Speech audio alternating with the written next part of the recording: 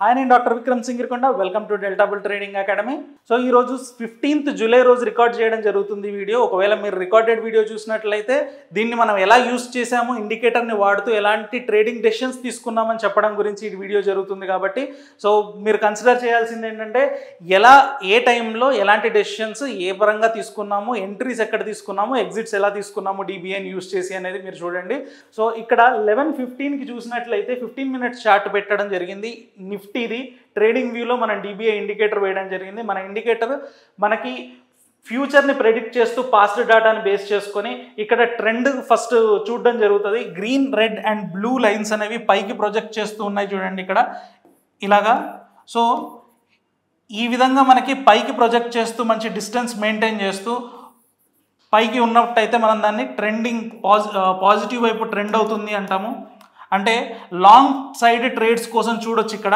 అదే మీకు ఇక్కడ చూడండి, నిన్న ఈవినింగ్ టైంలో చూసినట్లయితే కింది వైపు ప్రొజెక్ట్ చేయబడి ఉంది కాబట్టి ఇక్కడ మనం డౌన్ ట్రెండ్ ఉంది. సో షార్ట్ సైడ్ ట్రేడ్స్ చూస్తాము. కాకపోతే ఏంటంటే ట్రేడ్ చూసే ముందు మనం 15 minutes చార్ట్లో ట్రేడ్ కోసం చూసే ముందు దీని హయ్యర్ టైం ఫ్రేమ్ 1 hour చార్ట్లో ట్రెండ్ ఎటువైపు ఉందో ఫస్ట్ మనం అది చూసుకుంటాము. ట్రెండ్ హయ్యర్ టైం ఫ్రేమ్లో కూడా పాజిటివ్ వైపు ఉండి లోవర్ టైం ఫ్రేమ్లో కూడా పాజిటివ్ వైపు ఉన్నట్లయితే మనం ట్రేడ్ కోసం చూస్తాము. ఒకవేళ కనుక హయ్యర్ టైం ఫ్రేమ్లో అంటే అవర్లీ చార్ట్లో ట్రెండ్ న్యూట్రల్గా లేదంటే డౌన్ సైడ్ ఉండి లోవర్ టైం ఫ్రేమ్లో కనుక ట్రెండ్ ఉన్నట్లయితే మనం దాని వైపు చూడము. ఇప్పుడు చూసినట్లయితే అవర్లీ టైం ఫ్రేమ్లో అప్ ట్రెండ్ మనకు క్లియర్గా కనబడుతుంది, ఇక్కడ ఎస్టాబ్లిష్ అవ్వడం జరిగింది. సో చూడడానికి ఇవి మూవింగ్ యావరేజెసే కదా, ఏముంది ఏ మూవింగ్ యావరేజెస్ అయినా కూడా వేసుకోవచ్చు కదా అనుకుంటారేమో. ఇది డిబిఐ ఆర్టిఫిషియల్ ఇంటెలిజెన్స్తో తయారైనటువంటి యావరేజెస్. ఇవి లీడింగ్ ఇండికేటర్స్. మీ మార్కెట్లో ఎక్కడ మీరు చూసినా కూడా మూవింగ్ యావరేజెస్ అనేవి లాగింగ్గా ఉంటాయి.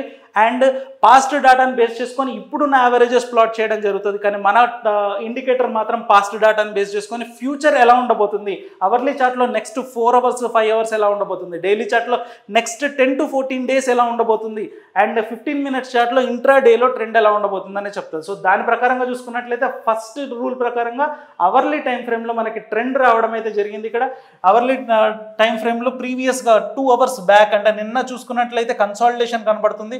ఈరోజు అప్వర్డ్ ట్రెండ్కి ప్రొజెక్ట్ అవ్వడం జరిగింది కాబట్టి గ్రీన్, రెడ్ అండ్ బ్లూ పై వైపు ప్రొజెక్ట్ చేస్తూ క్లియర్ ట్రెండ్ మనకు కనబడుతుంది. నెక్స్ట్ 4 hours కూడా ఉండడానికి అవకాశం ఉందని చెప్తుంది. సో ఇప్పుడు చూసుకున్నట్లయితే అవర్లీ నుంచి మనం 15 minutesకి వెళ్తాము.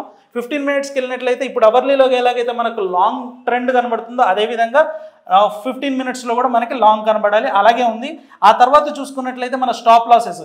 ఇప్పుడు మనం ఏ ట్రేడ్ కోసం చూస్తామో లాంగ్ సైడ్ ఉంది కాబట్టి మనం లాంగ్ ట్రేడ్ కోసం చూడడానికి అవకాశం ఉంది. సో లాంగ్ ట్రేడ్ వైపు చూసేప్పుడు ఎప్పుడు ట్రేడ్ చూసుకున్నా కూడా మనకి స్టాప్ లాసెస్ మన కింద ఉండాలి. అంటే మీరు ఇప్పుడు 24,499 దగ్గర ట్రేడ్ అవుతున్నప్పుడు మీ స్టాప్ లాస్ 24,499 కన్నా కింద ఉండాలి. పైన ఉంటే మనకి షార్ట్ ట్రేడ్ అన్నట్టు కదా. సో స్టాప్ లాసెస్ మనకి ఎక్కడైతే ఇవి ఎల్లో డాట్స్ కనబడుతున్నాయో ఇవి వొలాటిలిటీ బేస్ చేసుకొని ఉంటాయి కాబట్టి మీకు అప్పుడప్పుడు వొలాటిలిటీ కూడా డైరెక్షన్ని చెప్పడం జరుగుతూ ఉంటుంది. అంటే ప్రైస్ అప్ ట్రెండ్లో ఉన్నా కూడా చూడండి 10 o'clock ఆ టైంకి అప్ ట్రెండ్లోకి మార్కెట్ వచ్చిన వొలాటిలిటీ మాత్రం ఇంకా ఎల్లో డాట్స్ పైననే చూపిస్తుంది. అంటే ఏంటంటే ట్రెండ్ పైనకి యావరేజెస్ పరంగా ఉన్నా కూడా వొలాటిలిటీ ఇంకా కన్విన్స్ అవ్వలేదు. సో వొలాటిలిటీ ఇంకా కిందికి వెళ్ళడానికి అవకాశం ఉందని చూపిస్తుంది. ఇప్పుడు చూసుకున్నట్లయితే వొలాటిలిటీ కిందకి షిఫ్ట్ అవ్వడం జరిగింది. అంటే మీ స్టాప్ లాస్ మీరు ఏ ప్రైస్లో ఉన్నారో దాని కింద పెట్టుకోవడానికి ఆస్కారం ఉంది. కాబట్టి ఇప్పుడు ఏదైనా బ్లూ క్యాండిల్ వస్తే ఆ క్యాండిల్ వ్యాలిడ్ క్యాండిల్ అని, ఆ బ్లూ క్యాండిల్ తర్వాత నెక్స్ట్ క్యాండిల్ ఇమీడియట్గా దీన్ని బ్రీచ్ చేసినట్లయితే లాంగ్లోకి ఎంటర్ అవుతాం. అప్పుడు మన స్టాప్ లాస్ ఈ ఎల్లో డాట్స్ అవుతాయి.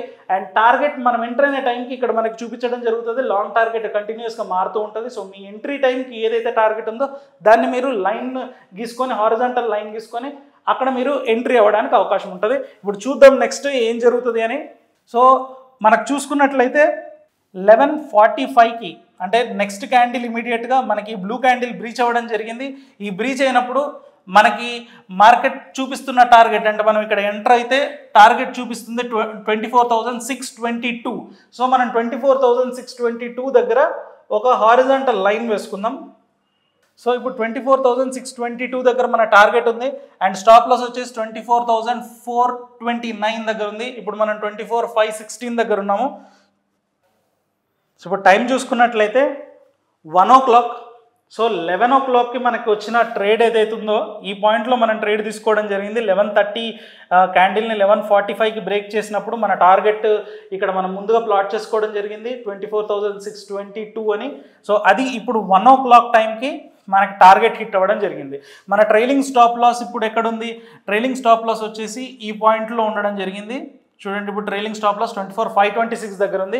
ఇక్కడ రెండు చేయొచ్చు, ఇంకా ట్రెండ్ పైకి వెళ్తూనే ఉంది కాబట్టి, ఇంకా మనకి ట్రెండ్ ఉంది కాబట్టి, ఒకటి హాఫ్ ఆఫ్ ది ట్రేడ్ మీరు ఇక్కడ తీసుకున్నప్పుడు ఏదైతే క్వాంటిటీ తీసుకున్నారో దాంట్లో హాఫ్ మనం స్క్వేర్ ఆఫ్ చేసుకొని ప్రాఫిట్ బుక్ చేసుకొని మిగతా హాఫ్ అనేది ట్రైల్ చేసుకుంటూ ఈ స్టాప్ లాస్తో పాటు మనం ట్రైల్ చేసుకుంటూ వెళ్ళొచ్చు ఒకటి.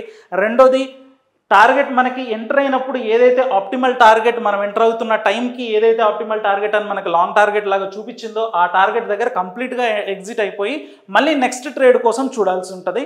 సో మార్కెట్లో ఇలాంటి ఆపర్చునిటీస్ ఇంట్రాడేలో వచ్చినప్పుడు ఇంత క్లియర్గా ఎక్కడ స్టాప్ లాస్ పెట్టుకోవాలి, ఎక్కడ టార్గెట్ పెట్టుకోవాలి, ఏ పాయింట్లో ఎంటర్ అవ్వచ్చు, ఏ పాయింట్ని ఇగ్నోర్ చేయాలి అనేది కంప్లీట్ డీటెయిల్స్ మనకి డెల్టా బుల్ ఇండికేటర్ అనేది ముందుగానే ఇవ్వడం జరుగుతుంది. ఇండికేటర్ పైన ఇంట్రెస్ట్ ఉన్న వాళ్ళు కింద ఉన్న కాంటాక్ట్ నెంబర్ని కాంటాక్ట్ అయినట్లయితే దాన్ని ఇన్స్టాల్ చేసుకొని ఇన్స్ట్రక్షన్స్ అన్ని మీకు క్లియర్గా ఇవ్వడం జరుగుతుంది. అండ్ మళ్ళీ ఇలాంటి ఇంట్రెస్టింగ్ అనలిటికల్ వీడియోతో నెక్స్ట్ వీడియోలో కలుసుకుందాం. Thank you.